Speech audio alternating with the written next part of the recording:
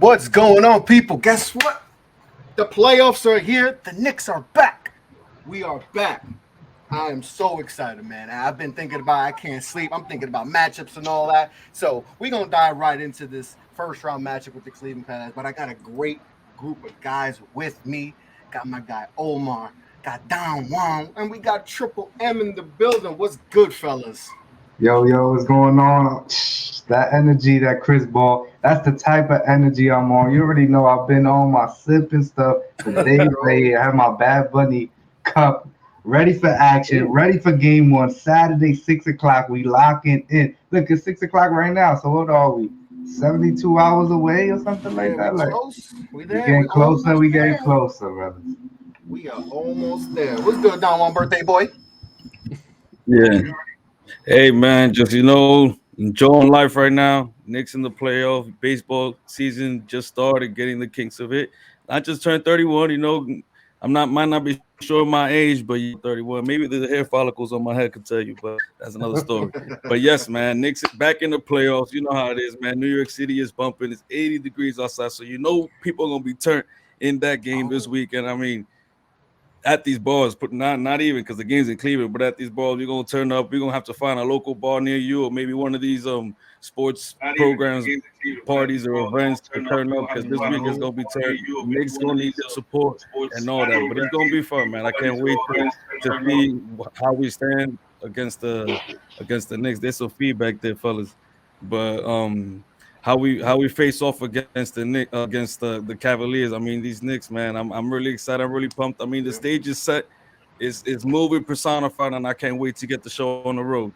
For sure, for sure. And it's gonna be popping everywhere. Whether it's the bars, whether it's at funerals, it's gonna be popping.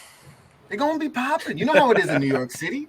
You know how we get down. It don't matter where Yes, it's at. sir. It's gonna be popping. Omar, what's good, my man? How you feeling right now? Oh, I'm feeling great, man. It's hard being a Knick fan, as all four of us, excuse me, can attest to. But moments like these are why we stick with this team, right? New Yep. York City's gonna be great. I'm over in Detroit, but I'm repping on the long range for you guys. But yeah, can't wait for the series to start on Saturday, man. And let's get these wins, right?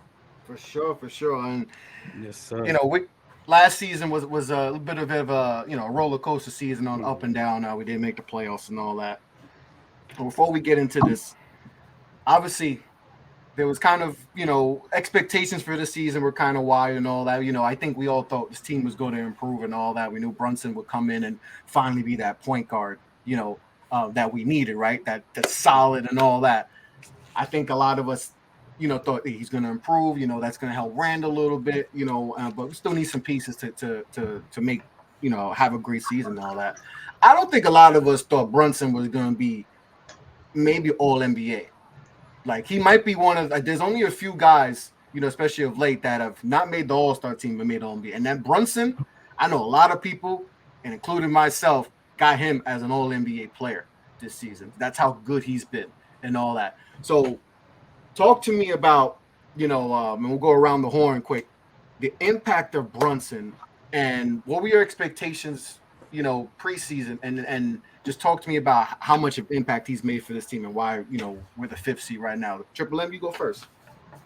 Yeah, I think anybody said that they expected this from Jalen Brunson would be gassing it to an extent because the man is an all-star and an all-NBA player point guard that the New York Knicks haven't had in a very, very long time. And just his calming presence, Julius Randle didn't have the best of years last year. And you just see how Jalen Brunson, he takes a lot of attention and energy where Julius can focus on other things. And this led to Julius Randle revitalizing his stint here He's with the All Knicks. NBA too, maybe. Yeah, so you have to give Brunson credit.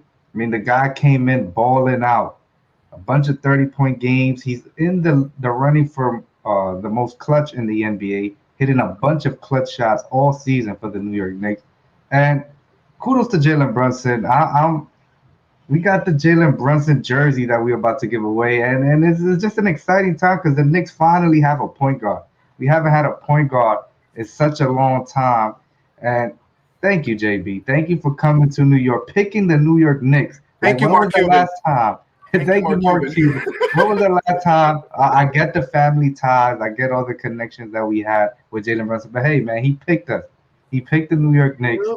And I give kudos to Brunson, man, for sure. Yep. Hashtag blame Rick Brunson. We need to get that. Hashtag blame Rick Brunson and all that. We slipping on the money right now. We slipping on money. We gotta thank Dallas again. Dallas has helped us out, in the last few transactions, and also shout out to the Dallas Mavericks for helping the Knicks get back to where we want to be and all that. But Don Juan, how you feel about the Brunson and how he's impacted this team, to the 5th seed in the Eastern Conference? Well, this has been great. Like I said, we haven't had a point guard in so long, and to get a guy like this at this level, it's insane. I mean, I didn't expect I expect borderline all-star. I didn't even expect that. And this guy was an all-star. He didn't make it. Granted, in the East is stacked with guards, so it's gonna be tough for him. But at the same time, like I did not expect. I had my uncle who's a huge Mavericks fan, been selling on the idea of a Brunson. I was honestly afraid of having a point guard who's short. That in this NBA level is gonna show a point guard to be dealing with the big men in today's day and age who realistically, besides Trey Young, I mean, there's not really much point guards that height and that stature, because that's another thing. He's not fast, he's not quick. He's limited in terms of the athleticism, but the IQ, the brains that he has up here is something that has blown me away since he's been here. Because I didn't watch a bunch of Mavs game, but like I said, my uncle who's been selling me on this idea of Jalen Brunson is literally come to fruition, and even more. He honestly short sold them. I feel like he did so much expectations that maybe not even Rick Brunson thought he would be, that Jalen Brunson would explode like this. But kudos to him. I mean, literally got us in the playoffs. I mean, it wasn't just him, but he's been a huge part because of the whole mentality that has been, continued among this team. This is something that we haven't had in a while. Like Triple M mentioned, the composure. He's keeping us at bay. Like he doesn't let nobody kind of just straight ahead. I mean, besides Julius Randle, who nobody could really control him, but at the same time, even I felt like is in a different place, being that he has a point guard that he can rely on. That calmed him down a lot, for sure. Off of his play. Big time, man. Granted, he had his moments, but I think that right now, headed to the playoffs, big stage, where a Randall could explode, Brunson's gonna take that weight off his back and take over, man. And I can't wait, because we saw playoff Brunson, man. So I can't wait for that on the Knicks, man. I'm excited. Exactly. Playoff Brunson, we saw that last year. He had won them a few games, especially early in the series, in a couple series early against so we've seen that. So Omar, just talk to me quick about the impact of Brunson on his team, and obviously us getting to the playoffs. Yeah, when he signed, I thought, okay, great, we have a point guard now, legitimize the position, no longer messing around with like a washed up player like Kemba or a person out of position like Alec Burks. So I'm like, all right, this is probably going to add 5-6 wins. I'm like, we'll probably be fighting for like the play-in, 9-8 seed, because we didn't know what Julius Randle we would be getting. We didn't know how it would affect RJ, so on and so forth. But the thing that really struck me about it, guys, is when we were in talk, obviously we're going to talk about Donovan Mitchell in the series later, but when we were in talks about getting Mitchell here, the thing was, it's like, well, he's one of the 2 stars you need to make this thing right. And it now feels like, with the way Brunson has come out and emerged, that you really only need 1. And some might argue that you have that in flashes in Julius, but obviously they still need somebody else. But it went from, we're a long ways away from contending to, we might have something here.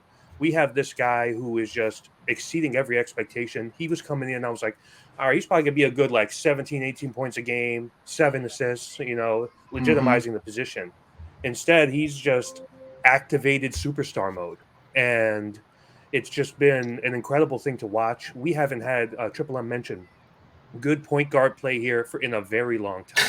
We have been starved for point guards forever, and whenever starved and hungry, anorexia, that's how bad it's been. All of it. It's like, and it's the most important position, arguably, in basketball, and so to not have that for so long, it's like, I was like talking to somebody, I was like, who's like the last legit point guard we had, you know, and you're like digging for names. You start bringing up Raymond Felton, you know, and who's my guy? I love Raymond Felton, but you know, he's not upper echelon like that. And Brunson is upper echelon, you know. And Hey, Chris, you respect mentioned Jeremy the top. Lin. Respect Jeremy Lin Jeremy had a Lin. 2 weeks of Jeremy Lin. Yeah, He had the best 15 don't, minutes ever, man. don't forget Yeah. Jeremy Lin. Yeah. Jeremy Lin had 15 minutes that turned into a documentary, guys. Which is He got ridiculous, so. multiple. He got multiple turned into a Facts, nice yeah, contract and all that. No, great points and all that. And I'll piggyback off that. Like when we got him and all that, I was more mad about the draft pick. I remember being on your guys' show. I was like, yo, why did they messed up the draft? They just punted with the 11th pick. I was so mad at that. But then I got to settle down. I was like, okay, JB gonna be good. And I said this team being the play, and I said around 38 to 42 wins and all that. And they definitely, that was probably the one team in my prediction. I hit on all 10 teams who make the playoffs at East, but the lowest I had was the Knicks, my own team. Like I just didn't see Brunson like elevating to a point where he's an all NBA type of player, right? I know we all, like I said, we all thought he was going to help this team improve and give us, solid point guard play and all. But then he leveled up Randall again. He leveled him up and calmed him down, right? So that's been good. So that it's been great to see another. But let's get into this match. We are playing the Cleveland Cavaliers. They are the 4 seed. So this season, we played them 4 times. They got to us game 1 the first time early. That was early in the season. I think that was around Halloween time, day before Halloween and all that.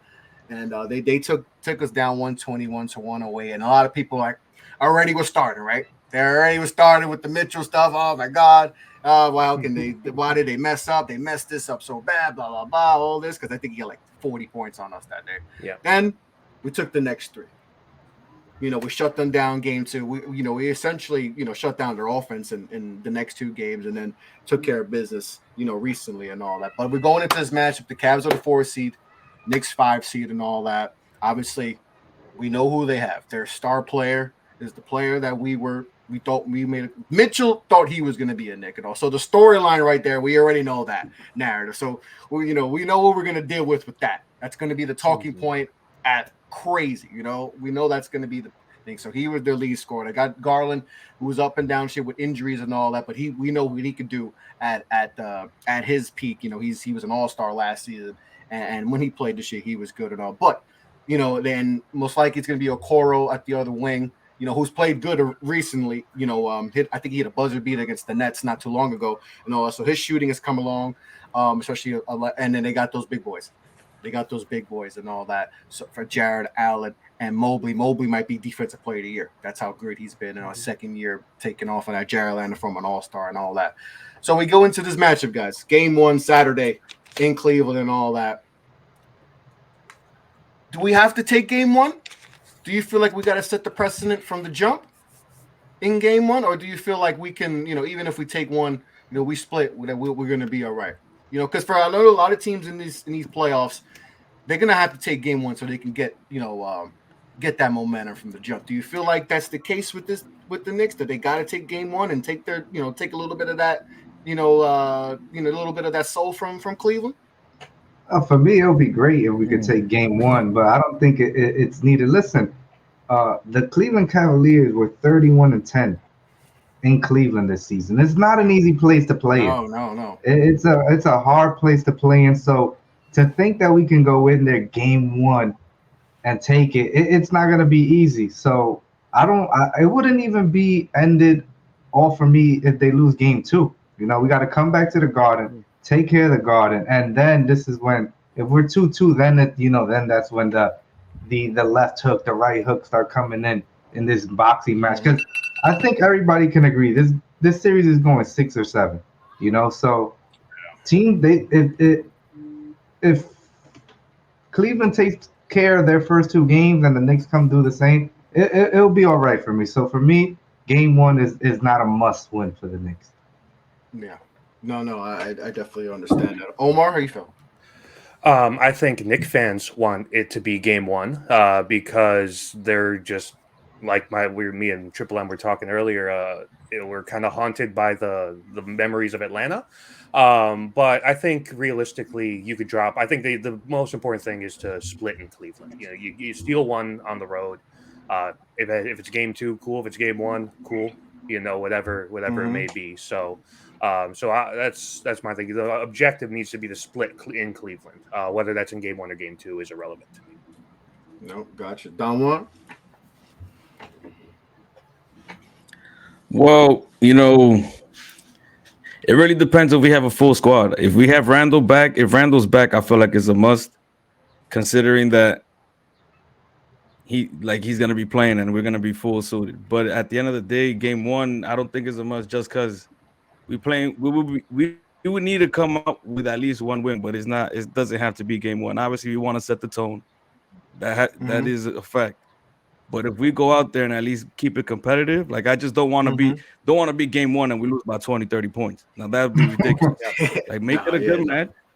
Make it a good match, and then we go to game 2. We were meant up on us, but at the same time, like I'm really worried with this Randall injury. I really hope he's fully healthy for game 1, but it's a series, best of 7.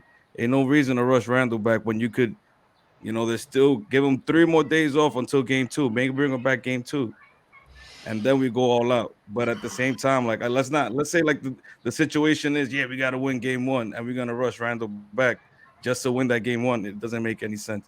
I prefer a split, obviously, but game 1 is not a must for me. Yeah, and you just brought it up.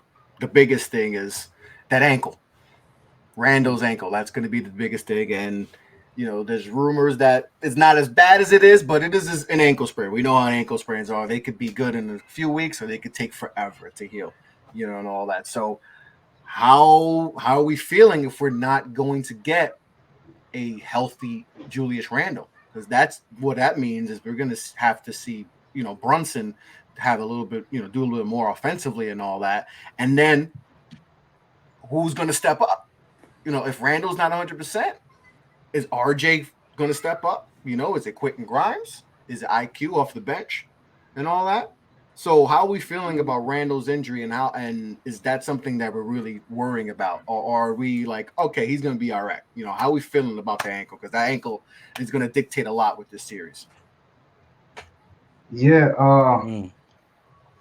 Julius Randle, he's gonna be huge. He's gonna be huge, no matter what we think about Obi Toppin, the great minutes he gave us to end the season. Julius Randle is gonna be needed. And listen, I sent you guys a picture. A good friend of mine, his name is Michael.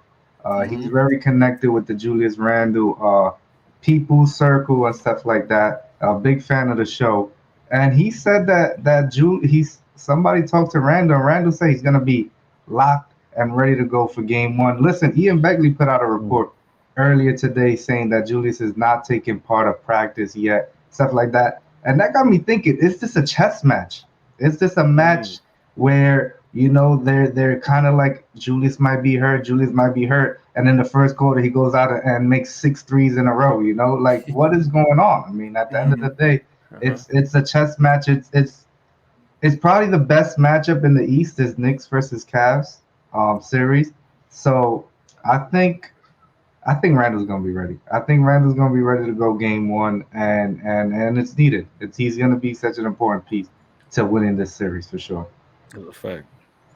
Yeah, it's gonna be interesting. I mean, that ankle, man, like you said, Chris, it's scary, especially a big dude like him. I mean, and the way he plays, real physical, jumping off the ground. I mean, this year he showed some completely different on dunks, going up in the air. So honestly, I didn't even know the guy could jump that high.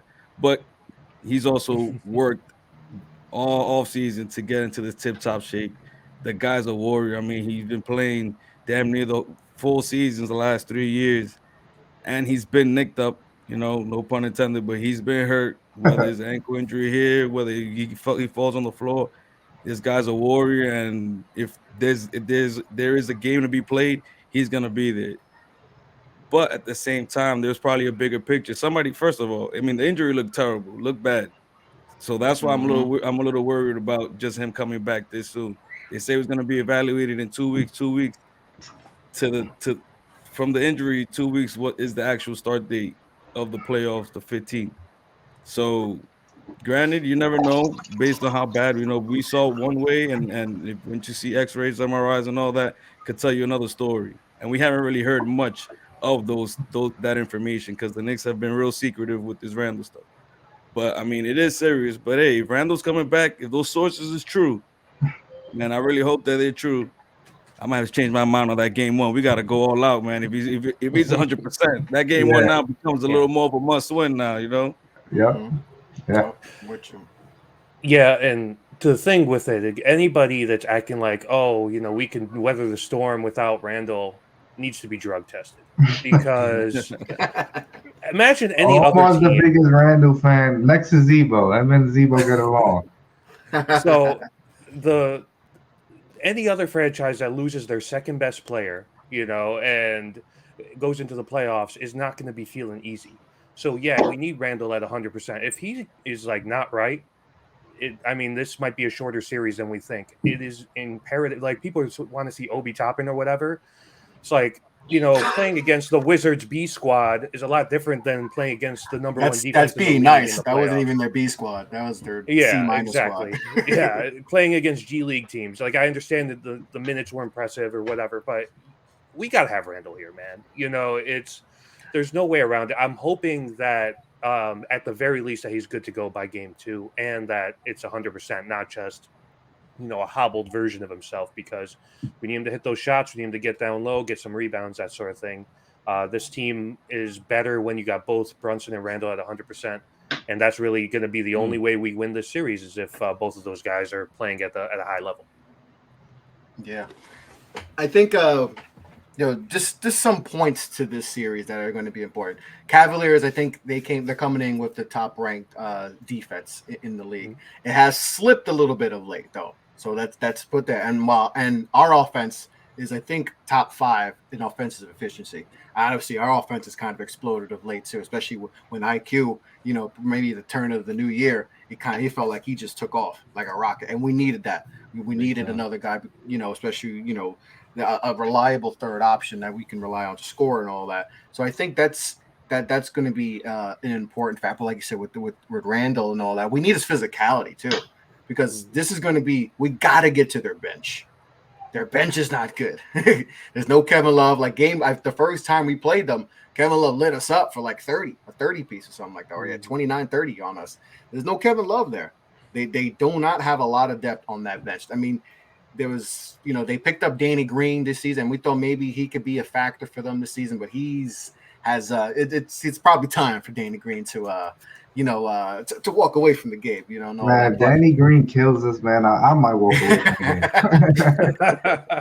Yeah, we don't need that. You know, and there, you know, D Wade, you know, not that D Wade, but the other D Wade had a couple good games and all that.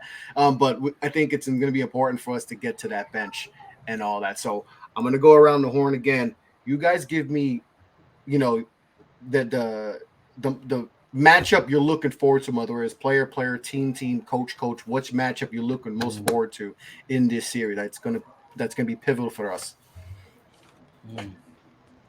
I guess I'll go first. I think the obvious one is the Jalen Brunson Donovan Mitchell show. I mean, that's what you're looking to see.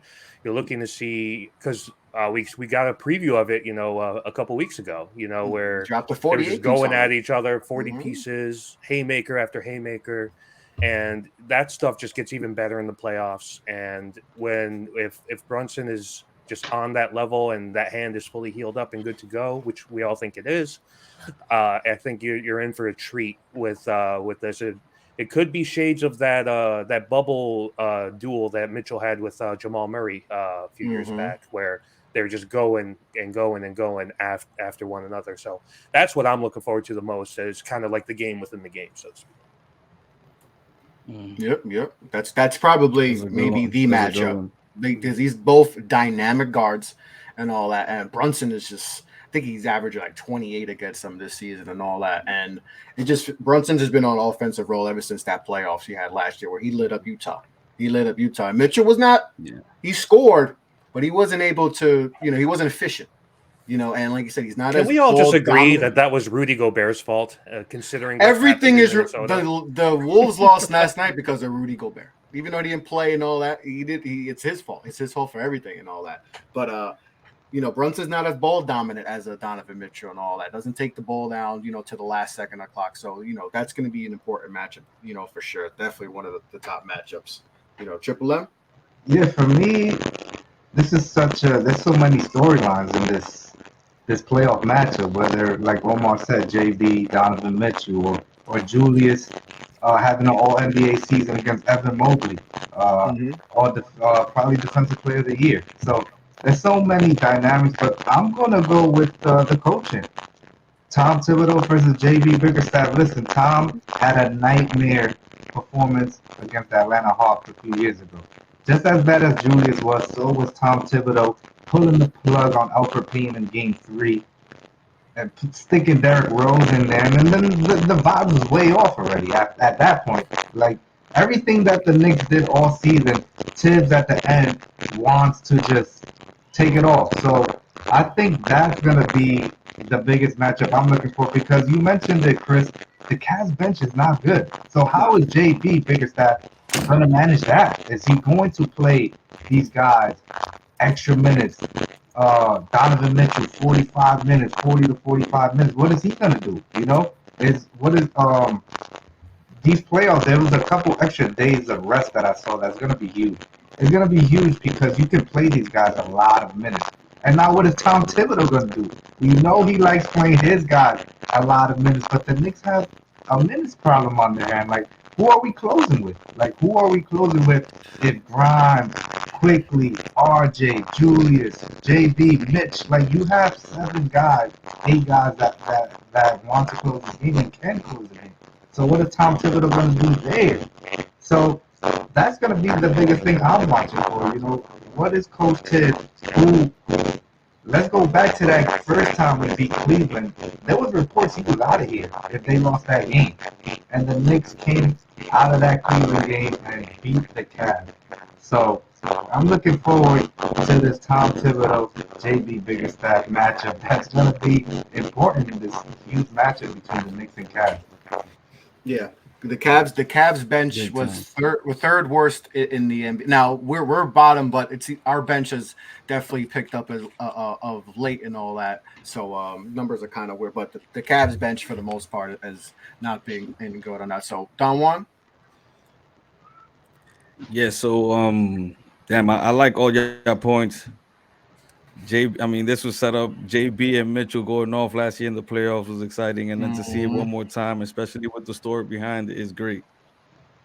But I feel like those guys are gonna go off regardless. I feel like the one matches that I really want to see is Mitchell Robinson versus Jared Allen. These are two guys that have been going at it for years now. Mm-hmm. Years. It's been like a chess match with them with different stories, whether it's from Jared Allen was in Brooklyn and they've been coming up, fighting the Good young point. Knicks to him going to Cleveland now, being an all-star, and Mitchell Robinson kind of like, damn, like this is the standard almost. Even the contract. Mm-hmm. I mean, even Jared Allen getting paid, I'm pretty sure played a part in Mitchell Robinson's contract situation as well.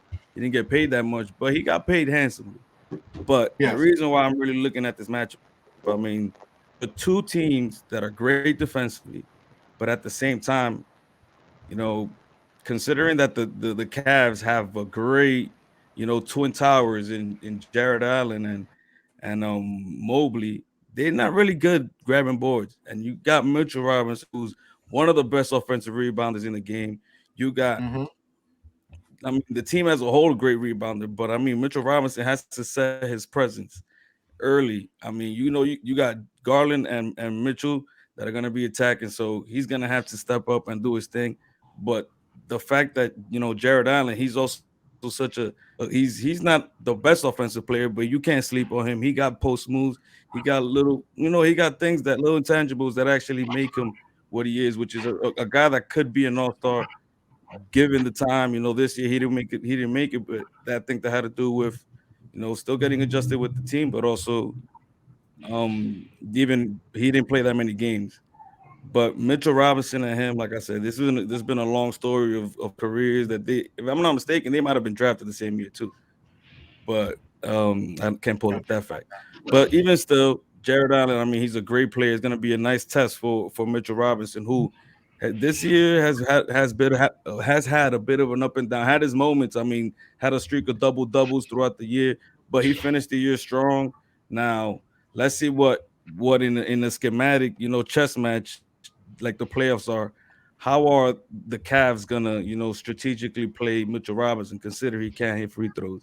Considering he's not the best offensive player, are they gonna, like leave him open in the dunker spot? I mean, they shouldn't, but those are things that the Cavs gonna have to decide. And I'm real interested on how they plan to eliminate those things, considering that they have so many other things to worry about. I mean, they got JB, they got Julius Randle. I mean, quickly, RJ. There's a lot of things, and RJ. I mean, we can't sleep on him either. I mean, this could be the moment that he comes out in the playoffs, ball swinging, because he's at the same time there's other players that could blow up. But Mitchell Robinson, I feel like he has to set his presence. He has to show that he's a big dude, hold it down in the paint. And Jared Allen ain't an all-star. That's what we're going to roll. Yep. Yeah, and the Knicks were second in the NBA in rebounds, top 5 in offensive rebounds. They were third in offensive rebounds per game. And Cleveland was, I believe, bottom. They were bottom tier in total rebounds and like bottom 10 in like offensive rebounds. So the battle of the boards is going to be very important. And you would think they have 2 big guys, but 2 7-footers, you would think they would be high in rebounds. But, the Knicks, we have seen, some monster rebounding efforts. They got a couple guys that can get you 3-4 guys that get you 10 rebounds plus and all that, so that's going to be an important factor. Right. Omar, what's your biggest X factor in this series? Don Juan talked about RJ. I think it's RJ. He has gotten a lot of criticism. The shot has not been great. I think since January, it's like real bad, 20-some%. And so he's going to need to make some shots. Because they're going to be especially if you get a healthy Randall, they're going to be focusing on Brunson and Randall so much. And that's going to give him opportunity, especially with the second unit. When those second units in, and if Cleveland's bench is in, he has to dominate. And that could be the difference in the series if you get a little bit of canceling out and things of that nature. For the Cavs, as weird as it is to say this about a player so great, but we haven't even mentioned his name yet, is Darius Garland. I think he is going to be a key as well. And, he's such a great passer, great offensive scoring talent as well. But I think he's going to be a key for them. The defense is going to be keying in on Donovan Mitchell as it should. And I'm curious to see how that's going to open up opportunities for Garland. When we played them throughout the year, he did have a lot of opportunities to get some buckets on us because the focus was so much on Mitchell because he could drop 40, whenever. And I think RJ and Garland are kind of my 2 X factors for both teams going into this series. Yeah. Let's get right into it. Let's talk about Mr. Barrett. Because he's obviously, did not have a season that we expected, right? And especially, getting a new contract and all that. And it was not a good season shooting wise. He struggled, to say the least, and all that. What are you guys expecting from him this series? Are we expecting to see, kind of like the second half RJ we've seen the last few years where he's played a lot better, and we didn't really get that this season? Are we expecting that, or are we kind of worried that we might see the RJ that we've kind of seen that is shooting 9 from 3-point land and can't seem to, finish at the rim and all that? Are we worried about that in this series, especially with those 2 big boys, protecting the rim? How are we feeling about RJ? Because obviously he's a big factor in this series, and he could be the guy that can push us to the next round or maybe a reason why, we're at home, that. So how are we feeling about Mr. RJ Barrett?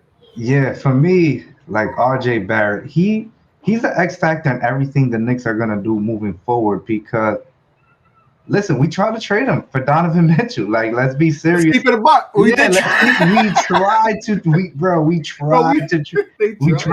it. Like, we weren't hiding it. If the Cavs would have been like, all right, we'll take RJ and 2 picks, RJ will be in Cleveland right now. And we in a group chat with Off the Ball, and Chris is always sending RJ Barrett to Minnesota or to Dallas. Chris is ready to ship RJ Barrett to the nearest NBA team with a star. Hey, I was one of the few people that said, hey, I'd trade R.J. Barrett and Obi Toppin to go get a Donovan Mitchell. And people were like, "Nah, how can you trade R.J.?" I was like, "Hey, we really got a guy. You get Mitchell. He's already doing what we think R.J. might do in a few years. Let's just get the guy who's 25 right now." I was one of the few people got on me, but now we're like, we trade him for freaking Wally Zerbiak or something, you know?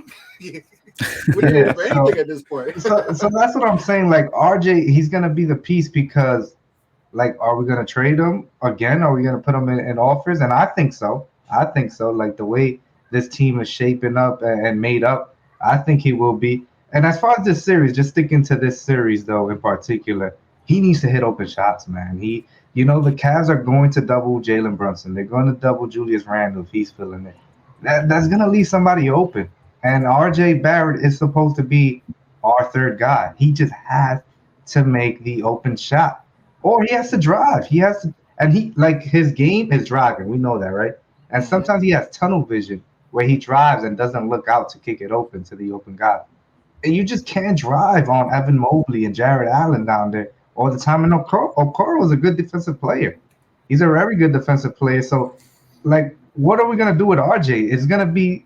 This goes back to my Tom Thibodeau question earlier. Like, what is Tibbs gonna do with RJ? If RJ has a bad first quarter, are you just not playing him the rest of the game? Like, are you doing that in the NBA playoff? I think he'll go that way. Yeah, and we can see that. And we can see that. He did it. He's done it. Or Tibbs. Sometimes he's so stubborn and his rotation is so template that he might stick him out there again, and he might stink up the place again in the third quarter. And now we down 15. And now we're down 18 going into the third quarter, late into the third quarter. So that's RJ. This is like Zebo just said right here. This is a legacy series for RJ.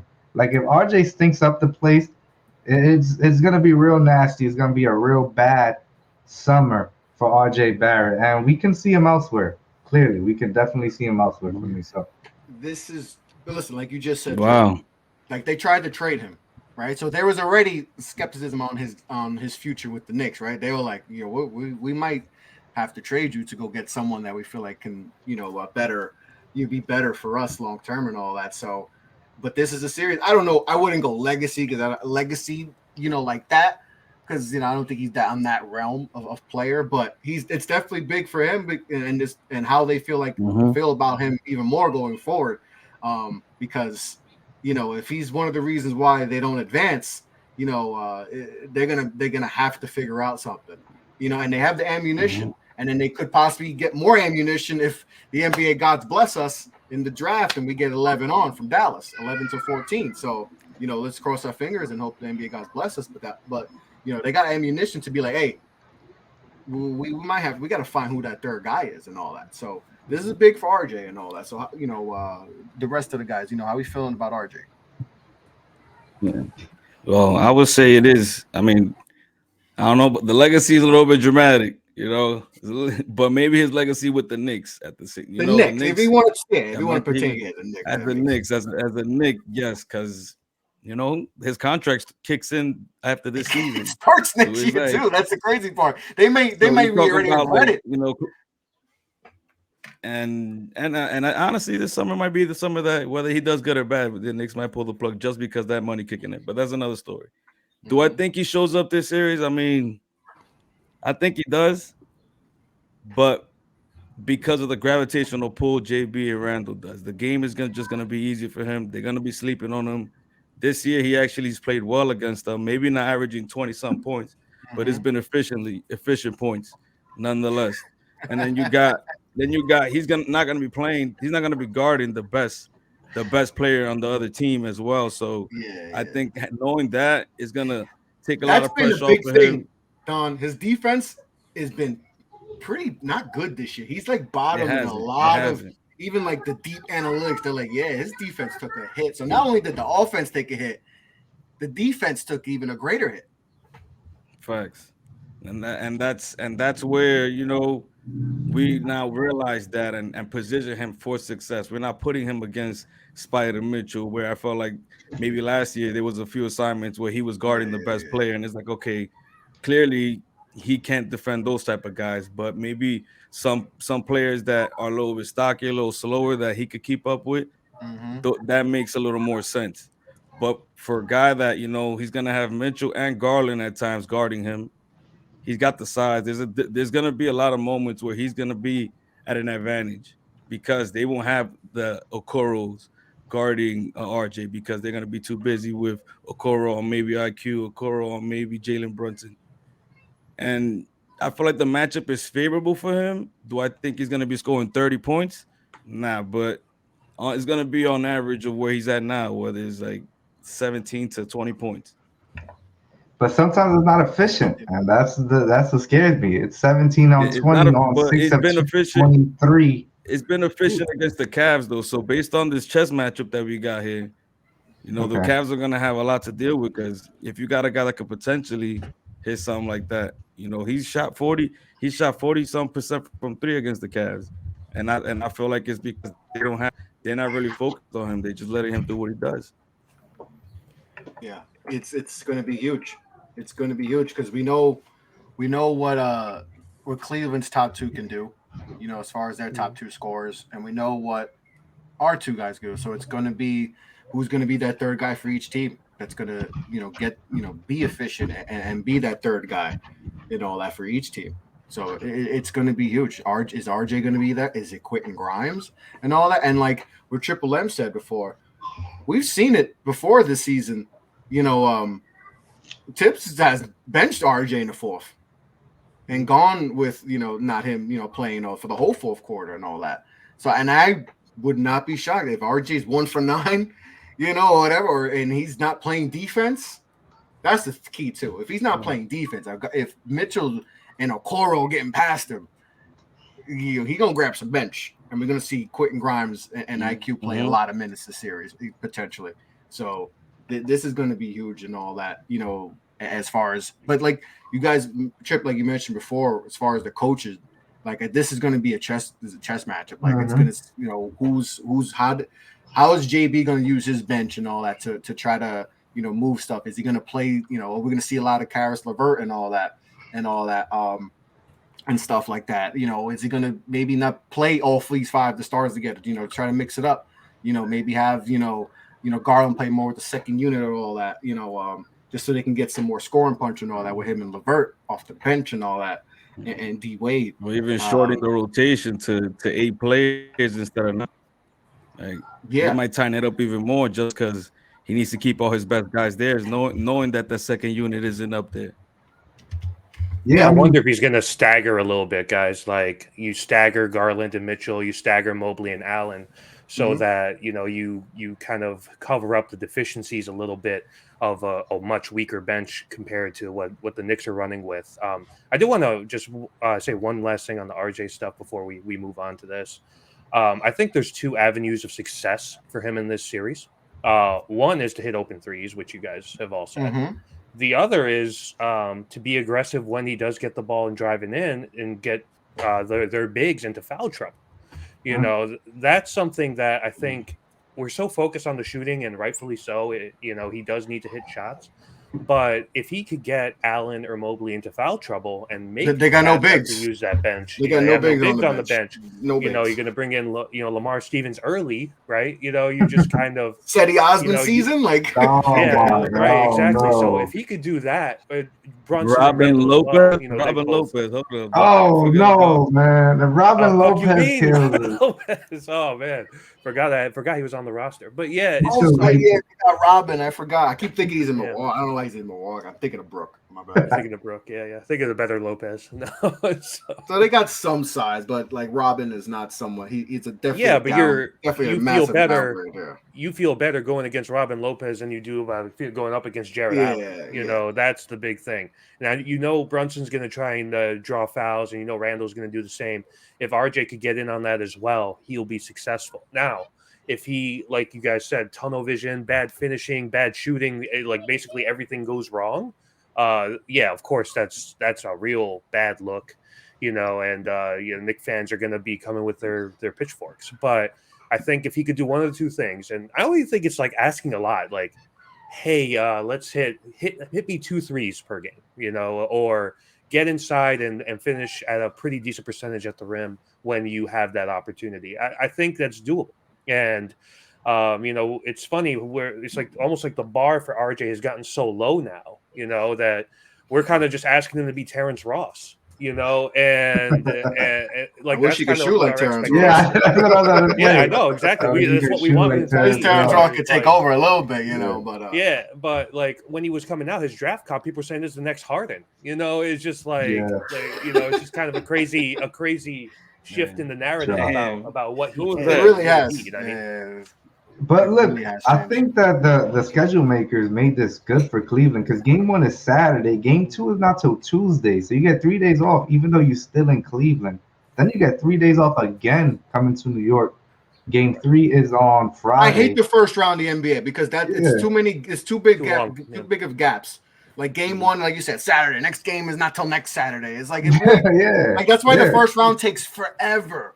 It takes like 3 years for the first round to end because it's like, yo, too many days. Listen, Like, game I 1 missed is the on 5-game series. I missed the 5-game series. You get back to back, Yeah. and then you get the day off, and back to back, and then back, Yeah. and then 1 day off, and then game 5, and then we get it's over with in a week. You know, Game now we got 1 2 is weeks. on the 15th. Game 7, if need be, is on the 30th. You're talking about 2-week 15 series. days. 2-week series. That's ridiculous. Oh man! If this That's game, if this ridiculous. series goes to Game 7, as My a heart lot of can't us, take that. yeah, it's gonna I'm be a a diabetic 2 week. man. You know, I ain't gonna handle that, man. That's too much and all that. But yeah, that's the one thing I like about the first round. It takes way too long. Yeah, Way too long. But it's gonna be a long one, fellas. it's gonna be long. It's gonna be a good one. No, Chip, you take over, bro. Yes, sir, man. Yes, sir. Yo, shout out to everybody watching for sure. Before we're gonna give the giveaway, but before we give the giveaway, man, we gotta give a prediction right here. We gotta give Knicks Cavaliers prediction for the series, fellas. Chris, you got to give it to me first, man. How you feeling? And is there anybody still on, man? My fault. Supposed to have people on. Let's see. Is Ralph still on here with us right here? Let's see if he got a prediction first. Rafa. Oh yeah. Oh. Oh my God. Wow. Worldwide Knicks in the building. What's good? Worldwide Knicks. Tom, yo, don't give us a Tom Thibodeau rant, man. He had a good season. He had a good year this year. No, man. I was just laying on the floor listening to you guys talk about RJ Barrett like that. Man, my God. Floor. Hey, man. How you doing, guys? Rafa, give us a prediction. Give us your Knicks Cavaliers prediction. How I said it on you the got pod this this series week. shaking out? It's Game 6. We win in New York. Finish the season Game Game 6. 6 in New York. Taking Game 1. To me, it's massive taking Game 1. Because if we take Game 1, even if Randall's not 100%, you can go into that Game 2 with a different perspective. With, okay, we've done our job in Game 1. We can chill a bit on Game 2. Let them take their win back. If we can steal it, great. 2-0 to 2-0 would be great. But if we take that Game 1, can chill Game 2. You said it's a couple of days from to play in New York. We're talking about the first round, so get back in New York, make it 3-1. Then if you take 3-2, we finish it in Game 6. And I think it's very, very important we finish in Game 6 because that if we go to Game 7, that building will be tremendous. And I don't know if we can. But I hope we do because I said it. There's no way I'm betting in the playoffs against the Knicks. They're always going to win. I don't care. I don't care You're if a it's Game homer. 8. You're a homer. They're taking it. Yeah. Oh, absolutely. We're going. They can take the dream from me. So all the way, man. All the way, baby. Yeah, man. Thank you, Rob. That's Thank you it. for jumping off a little bit, man. Shout out to you. You see, Worldwide Knicks is in the building because they got the same type of camera. They got that 4K. Can't see the background. New York. Oh yeah, throw that up. Throw that up for the guys, man. Yo, shout out to you, There you Rob, go. for coming on, man. Appreciate you, brother. Thank you. But Chris, give me a prediction for you, my guy. All right. I haven't said a prediction and all that. This is going to be my Breaking right here on the show. Chris with his prediction. I think the Knicks win in 7. I think it's going to come down to a lot of close games, and the Cavaliers have not been that good this year in close games. They've kind of struggled the last few years, but this year, particularly, like They're just not. I think there's a stat, and let me see if I can pull it up right here. Okay, so the They Cavs got the are Cleveland and 24, 7 in the chat right now. 24 and 21 in games that were within 5 points, and then 27-10 anything else. So biggest differential in the season and all that. So that shows that they're just not be able to. Their defense has been good, but the offense has struggled in close games. I think within the 5 minutes, their offense is like bottom 10 in scoring in like last 5 minutes of games and all that. So. And while, we got one of maybe the clutch player of the year in Jalen Brunson, who's been great in clutch opportunity. I don't care what Randall did against the Atlanta Hawks 3 years ago. That's in the past. That's a whole different team and all that. Much better roster now. Much better roster. I do not expect that to happen. I expect, even though he probably will not be fully, I think we're still going to see a solid Julius Randle and all that. I just think, whether it's Grimes, whether it's IQ, I like our third option better than their third option as far as taking, offensively and all that. And I think the Knicks are going to do enough, and the Knicks can rebound the ball really well and all that. So I think that can counter them. There are guys that can protect the rim and all that. So I just think Brunson's going to be huge because, let's face it, the Cavs guards cannot guard. That's being nice. It's just being very nice and all that. So I think the Knicks are going to be able to capitalize with killing them with free throw line and all that in the mid range. I think that the Knicks are going to be able to do that, capitalize, rebound good enough, and IQ Grimes are going to get their shots. I trust those guys more, that the Knicks third options better than Cavs third option. So I think, and look, we've shown it. And listen, the record in the regular season, it's there's always ways to look at it. We beat them 3-1, but they came off a back-to-back and all that. They played 4 and 5 and all that. I just think we have enough to take care of business. Even with the little hobble Julius Randle, I think we got enough to take care of business. And I'm gonna go Knicks in 7. That's my prediction. There we go. Knicks in 7. Woo! Knicks in 7 for the PREZZY. Off the ball, Chris LeBron. He threw it. He jumped out the window. He jumped out the window with it. Jumped out the window, Bo. Omar, I need your prediction, man. You have a goodie right now for us. Yeah. So I think this is the best series in the first round in the playoffs, and I think it's going 7. And I'll be honest, I think it's Cleveland in 7. Basically because their defense is really good. Like we talked about it earlier. Knicks have 3 guys who want to get at the rim, and they got 2 real good bigs who could stop that from happening. I think that you're going to get, and the Julius Randle element, if like Zebo mentioned in the chat earlier that he thinks it's 100% cap, that they're just playing games with the media. I hope that's true, but as it stands right now, if he is actually not 100%, then I think that's a big hurdle to overcome against a team this good. And I think there's going to be moments from IQ and moments from Brunson and Barrett that are going to make this series fun. I think it goes 7. Obviously, you never know what's going to happen in the NBA in the game 7. But on paper right now, I think Cleveland is a little bit of the better team, and so that's my pick. Hope I'm wrong, Yes, of course. Yes, sir. Of course. You're a Knicks fan. You hope you're wrong. I feel you on that. Don Juan, give your official Knicks versus Cavs prediction. So I came in here, just ready to blurt out Knicks in 6, just because considering the Julius Randle factor, injury or whatnot, expecting maybe him being out one game. I'm trying to play out the series, make it make sense to me. Figure, with Obi as a starting power forward one game and the Cavs having a full healthy squad was gonna give us a little trouble. But like Triple M said, with the sources that we got, with the news that we got, man, I'm going Knicks in 5. Julius Randle, Triple M Begley, you can Triple put the M pressure Begley. on them, just like Utah Jazz against the Dallas Mavericks last year. That even without Luka, they got exposed. This Cavs team doesn't have the firepower to compete with our team. They're gonna be tired by halftime. I mean, the Knicks are up a run and gun team since the second half of the season. They've been just running on these guys. It's gonna be trouble for the Cavs. I got a follow up for Don Juan though. He jumped out the window. He's out. He's out. And I can't wait to really expose this Cavaliers team who went all out, traded picks, traded half their bench for Donovan Mitchell, all for all for Oh! being a contender. All for being a contender. And the Knicks, what they did, they stood pat.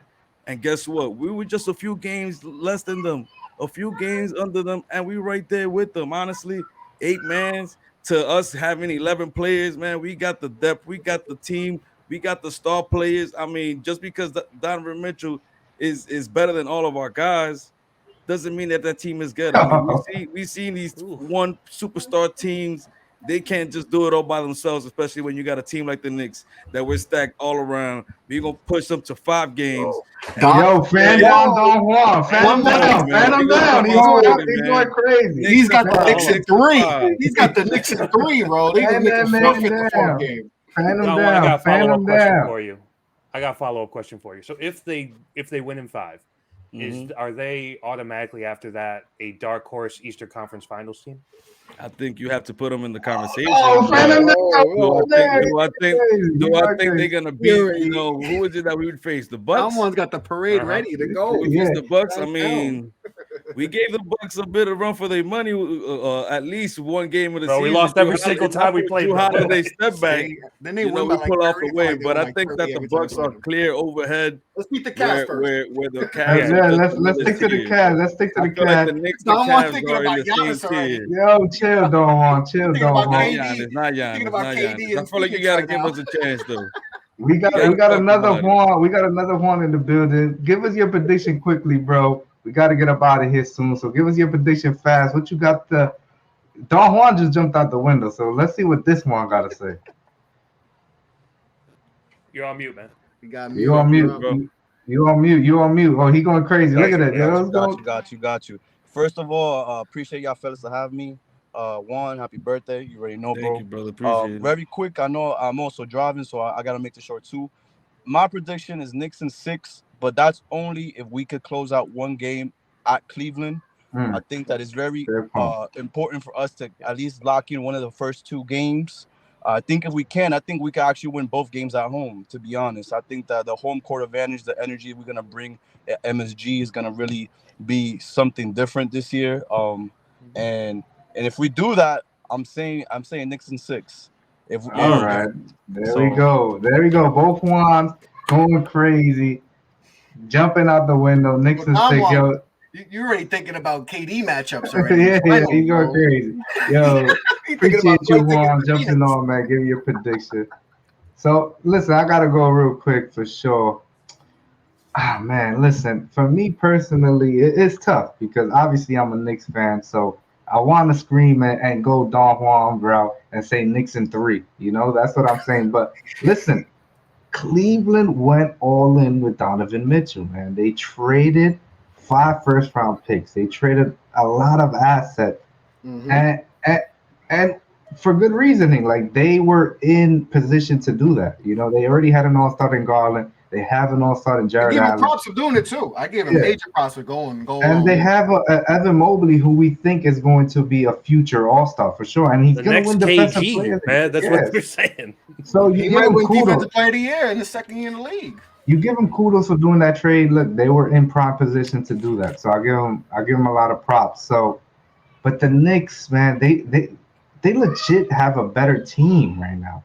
Like, they legit have a better team, but it really comes down to star power here. It comes down to star power here, and that's why I think I will have to agree with Omar, where I will say Cavs in 7. Listen, I'm a Knicks fan, and I'm kind of cheating because I'm taking the Knicks fan who, if Donovan Mitchell kills us, they're gonna kill this squad. Like, oh, you should have traded for Donovan Mitchell. You see. But if the Knicks win, they're gonna be like, hey, I'm a Knicks fan. Yeah. You know, so I'm kind of taking that cheating route too. Oh, where I'm gonna be like, listen, the Knicks, they still have all their assets. They didn't go all in this year. But the vibes are different. The vibes change. And I just think the Cavaliers have more star power. I think the Knicks have a better team.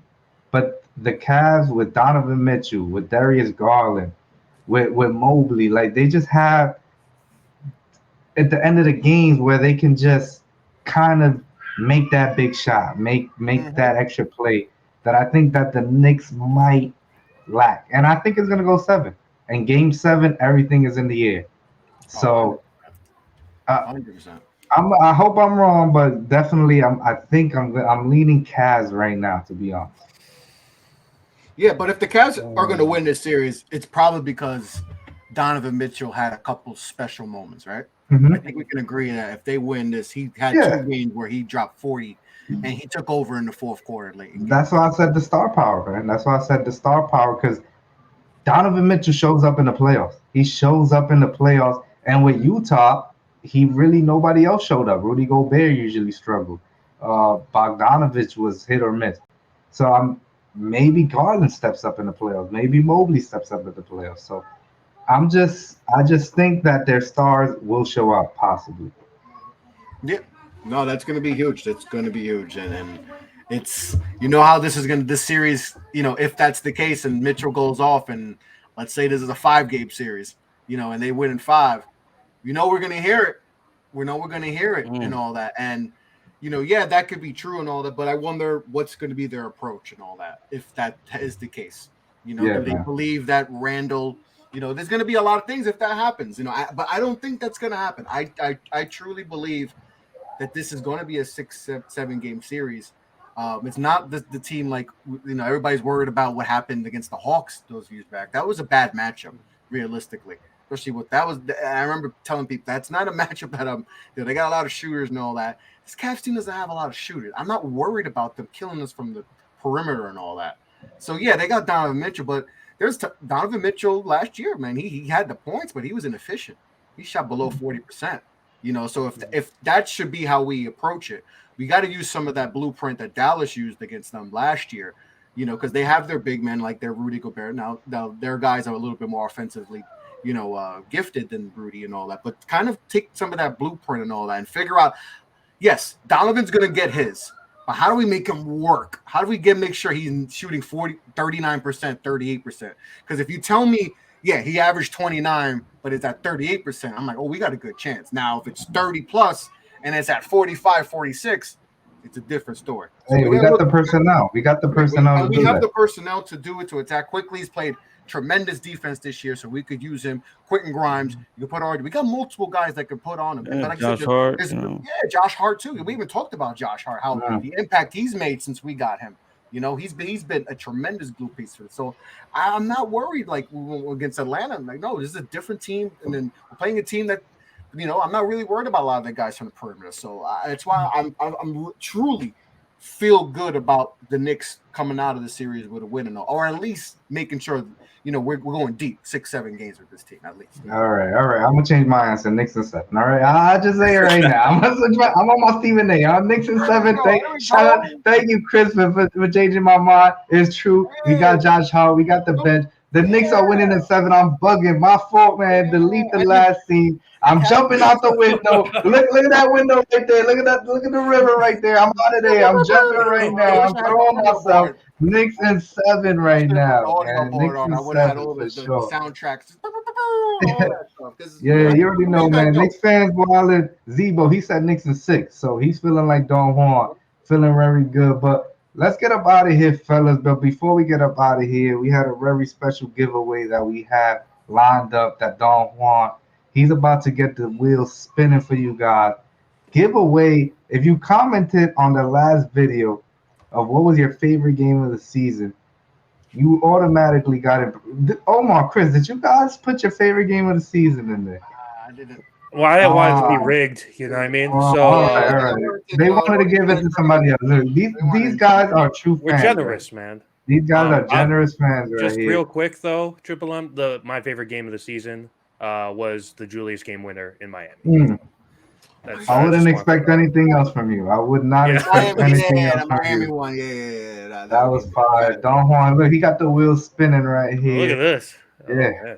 So Don Juan, do it for the people right here. Click to spin it.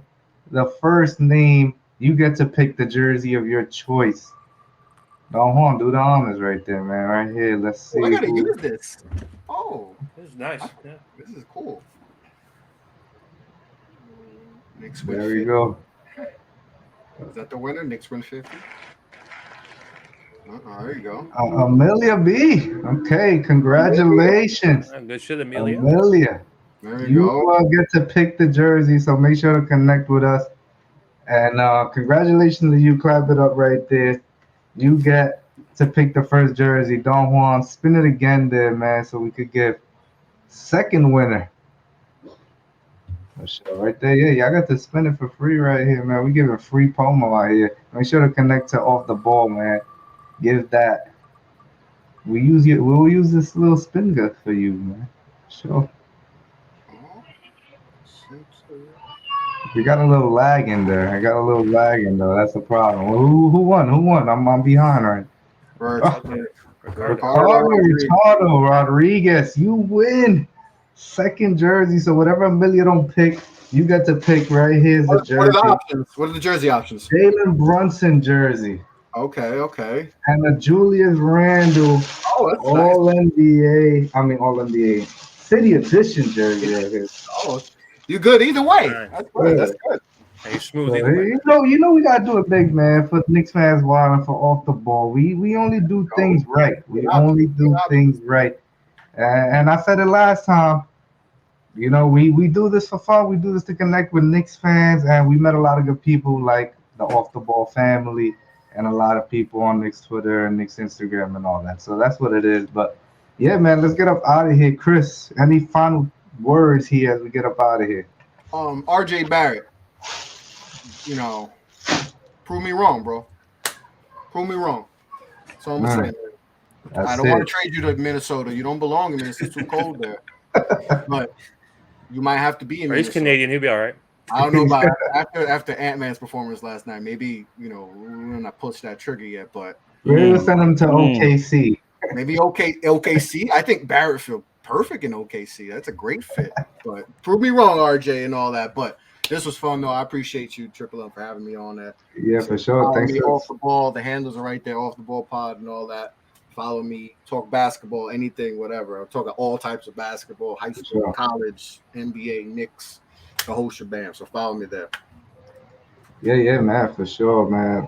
Chris, we got to give you your flowers, man. You brought us all together here, and we appreciate that. We appreciate that here as we enter this Knicks matchup where we're going to be talking a lot of smack on the chat because there's a lot of Knicks haters there. A lot of haters. So we're going to be talking a lot of smack there. And thanks for leading the way. Thanks for leading the way.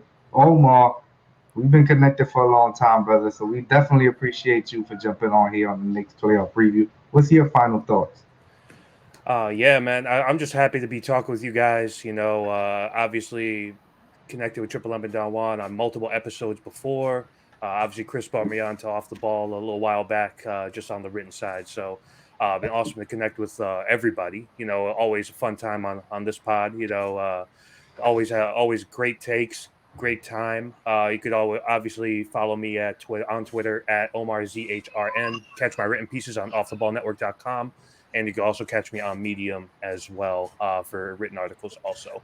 Check out the podcast, Worldwide Knicks Podcast, on all platforms. He got like 30 million subscribers on Medium. Yeah, no, he's hey, man, if you had legit, Omar is one of the best writers. I'm not even. Yeah, that's what I was going to say. No lie. I think you got people who aren't like big into reading. They're like, yo. Yeah. Omar wrote a banger, bro. I don't even read like that. And I'm like, I gotta read. And when I edit it, I'm like, I can't edit. It's perfect. Yeah, I'm like that, man. I'm like, oh, this is. I'm like published. I was like, I'm done. Especially that Willis Reed. You gotta, if you're a Knicks fan, you got to check out that Willis Reed piece. It was just written perfectly. There's people hit me up. You're like, yo, that was whoever your writer was. They're like, yo, that was a good one, man. They put that one felt good. So you gotta read that. I appreciate that, guys. Yeah, Don Juan, man. You gotta show flowers, man. You have to. Don Juan, what you gotta say before we get up out of here? Well, don't forget it. I said Knicks in 5, so make sure y'all tape this now. Hold me accountable, or if not, I'm tearing everybody ass up on Twitter talking about smack because I'm ready for it. But man, it was great to have y'all, man. It's great to be in the playoffs once again. Finally, we're here with an actual proven team that I feel like, you know, we might pull away with this one in this first round, especially. I mean, not Mike. I said 5, so we're gonna pull it out. Say it with your chest, man. But you know, don't forget to subscribe. You know, first of all, I want to thank everybody that participated in this giveaway. You know, we worked real hard this year. We were grinding, putting in the time and work, and realistically, y'all inspire us to keep it going with this Knicks chatter, and now with the Knicks playoffs. I mean, we're just gonna keep the ball rolling and give y'all more and better content. But nonetheless, thank y'all once again. Thank you guys for joining us too. It was a great show. And winners, make sure to keep in touch. We need to, double check on that. Make sure to follow up. We're gonna do our investigation, but y'all need to help us out because it's Yo, gonna be a long weekend, especially with this whole Knicks playoffs coming up, man. Because we might get lost in the sauce. I mean, I'm already on the flippy slippy. you ready drinking something in that? I knew there was something in there. No. You feel me? I want to give you y'all flowers before M goes. Oh man, Y'all come a long way as content creators. I want to give y'all your props. You came a long way from that first episode to what y'all are now. Y'all building a nice little base. It's hard to stand out in a Knicks content world, right? We know there's a lot of monsters in the Knicks content space, and you guys have been able to do your thing, stand out a little bit, and all that, and keep getting better as creators. And I see the little things when you guys do shows, and you guys have definitely come a long way from episode 1. I was on episode 1. Yeah, you was on episode 1. And we made this, right? We created, we were in the lab, we were trying to figure out so it could come out. I knew Triple M, we've been talking for a minute. I'm like, you definitely need to be on. And then you told Dawn, I was like, you guys, we got to figure this out. And we mapped out a plan, and y'all did it, and y'all been killing it since. So major props to you guys. Appreciate you, brother. Appreciate I you. appreciate it, man. For real. It's been a long road. I sometimes look at episode 1 and just laugh. I was in the dark. Laugh at mine, bro. I was in the dark in episode 1, looking like I'm talking in a cave or something. And now look at me now. But you learn, man. It's a progression, man. It's kind of like an art, right? Being like learning how to do the little things to run a show, right? We know the content, right? You know how to make content. You know what to talk about, but it's how to present it and all that. How to break it down. How to go from one point to the other without having too many the ums and the dead space and all that. So you guys have definitely. Yeah, listen, Chris, you said it. Listen, not a lot of people do episode 1, and you came on for the preseason, and you like, look, this is episode 30. Like, people don't make it there. So I appreciate it. We're gonna keep grinding. We're putting out a lot of funny content out here now, funny reels. That's what we do, man. This is it right here. Knicks fans wilding, man. This is what we do. We wild out, and it's just gonna get better right here as we get into the playoff. We're gonna keep wilding out. But shout out to everybody who participated. Shout out to Amelia and Ricardo who won the giveaway. And shout out to everybody who jumped on. Worldwide Knicks represented. Our boy Juan represented. Zebo in the comments all day represented. Everybody, man. I could go on and on and on. I appreciate y'all for jumping on, comments, little retweets, everything. That's so important. And playoffs start on Saturday, people. That's all we gotta say. Playoffs start on Saturday. Here we go. It's the real test.